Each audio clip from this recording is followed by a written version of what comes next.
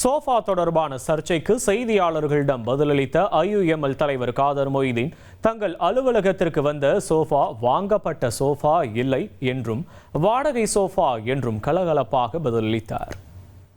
சோஃபாவா? நாங்கள் சோஃபா வாங்கலை சார். இல்லைங்க, அதாவது நீங்கள் எங்கள் முஸ்லீம் லீக் ஆஃபீஸுக்கு இதுவரைக்கும் எந்த சிஎம் வந்ததில்லை.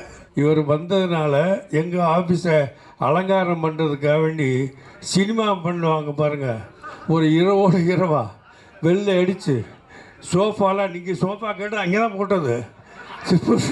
நிறைய வாடகை சோஃபா வாங்கி போட்டோம். நிறைய சோஃபாவாக வாங்கி 7-8 சோஃபா போட்டு அவர் வந்தவொடனே உட்கார வைக்கணுமேனு சொல்லி அதான் நாங்கள் பண்ணதை தவிர வேறு சோஃபா அந்த இதெல்லாம் எங்களுக்கு கூட தெரியாது சார். ஏன்னா போட்டதே அப்போயே காலையில் கொண்டு தூக்கிட்டு போயிட்டாங்க சார். இனி செல்லும் இடமெல்லாம் செய்தி.